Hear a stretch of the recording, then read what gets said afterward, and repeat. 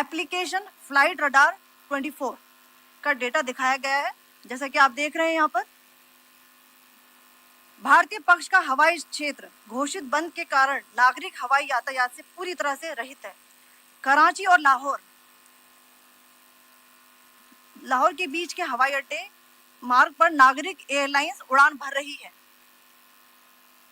High alert किया गया है विमान फ्लाइनेस एविएशन का एयरबस 320, जैसा कि आप यहाँ देख रहे हैं,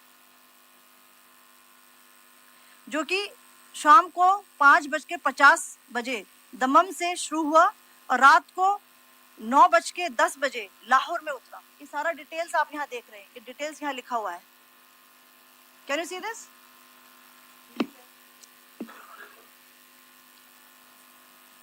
भारतीय वायुसेना ने अपनी प्रतिक्रिया में काफी संयम दिखाया और इस प्रकार अंतरराष्ट्रीय नागरिक विमान सेवा की सुरक्षा सुनिश्चित की। धन्यवाद। जय Hind. So, good afternoon to you all. On the intervening night of 8th-9th May 2025, Pakistan military carried out multiple violations of Indian airspace along the entire western border with an intent to target military infrastructure. Pakistan military also resorted to firing of heavy caliber weapons along the line of control. Along the international border and line of control, drone intrusions were attempted from Leh to Sar Creek at 36 locations with approximately 300 to 400 drones. Indian Armed Forces brought down a number of these drones using kinetic and non-kinetic means. The possible purpose of these large-scale aerial intrusions were to test the AD systems and gather intelligence. Forensic examination of the drone debris is being undertaken. Preliminary reports suggest them to be of Aziz Guard Songa drone of Turkey. Later in the night, an armed UAV of Pakistan attempted to target Bhatinda military station, which was detected and neutralized. In response to the Pakistani attack, armed drones were launched at 4 air defense sites in Pakistan. One of the drones was able to destroy an AD radar. Pakistan also carried out artillery shelling across the line of control using heavy caliber artillery guns and armed drones at Tangdhar, Uri, Poonch, Mendhar, Rajouri, Akhnur, and Udhampur in Jammu and Kashmir area, which resulted in some losses and injuries to Indian Army personnel. Pakistan Army also suffered major losses in Indian retaliatory fire. Additionally, Pakistan's irresponsible behavior again came to fore. Pakistan did not close its civil airspace despite it launching a failed unprovoked drone and missile attack on 7th May at 8:30 hours in the evening. Pakistan is using civil airliners as a shield, knowing fully well that its attack on India would elicit a swift air defense response. This is not safe for the unsuspecting civil airliners, including the international flights which were flying near IB between India and Pakistan. The screenshot we just showed and we shall share with you, it shows the data of the application Flight Radar 24 during a high air defense alert situation in the Punjab sector. As you have seen, the airspace on the Indian side is absolutely devoid of civil air traffic due to our declared closure.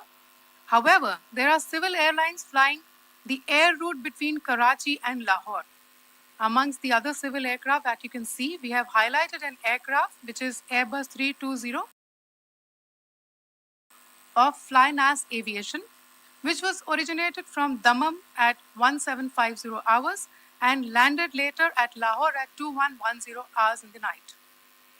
Indian Air Force demonstrated considerable restraint in its response, thus ensuring safety of international civil carrier.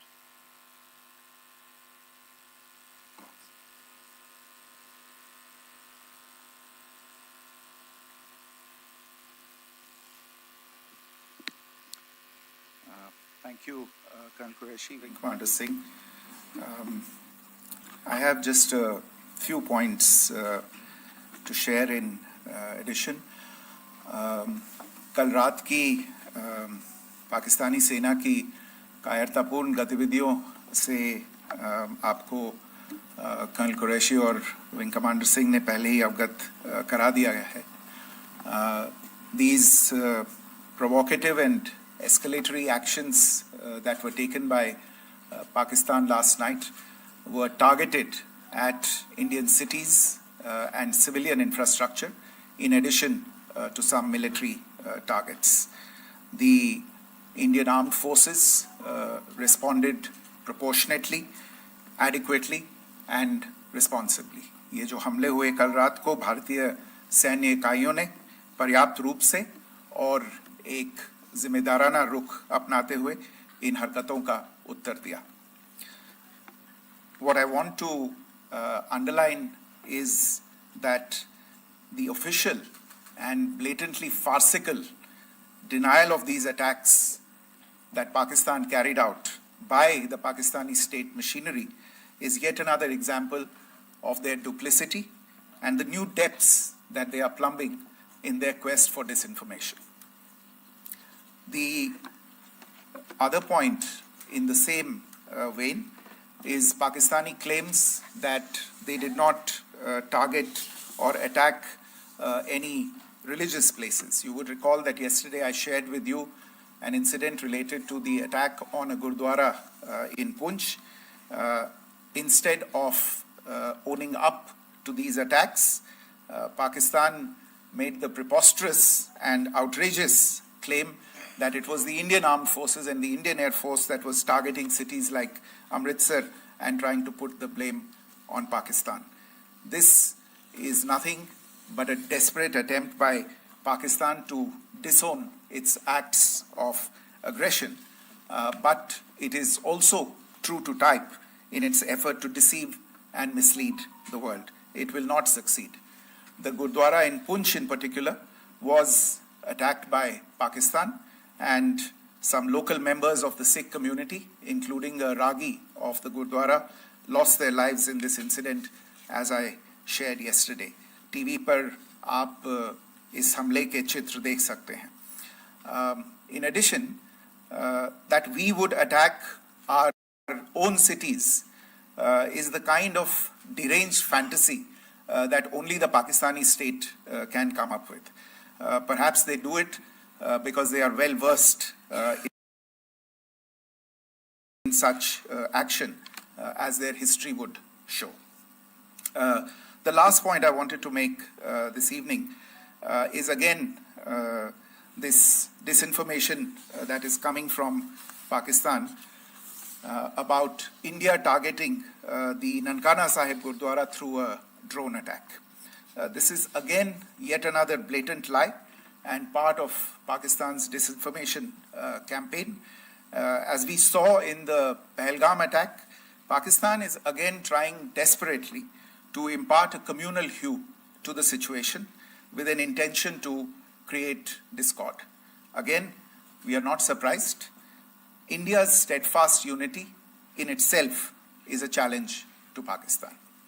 Let me stop there. I have time only for a few questions and be happy to try and answer them. First, I call Siddharth. Siddharth, please. Hi, sir. I'm Siddharth from Beyond.